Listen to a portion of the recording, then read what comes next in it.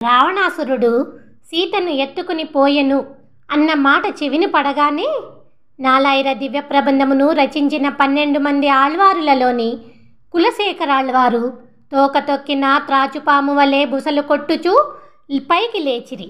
క్రోధముతో వారి కనుబొమ్మలు అదిరెను, ముక్కుపొటములు ఉబ్బెను, నేత్రగోణముల నుండి కణములు కురవసాగెను. బొబ్బలి వలె గాండ్రిస్తూ, ఎవడురా జానకిని ఎత్తుకుని పోయినవాడు? వీరాది వీరుడను నేనుండగా నా తల్లిని అపహరించుకుని పోవడానికి వానికి ఎన్ని గుండెలు?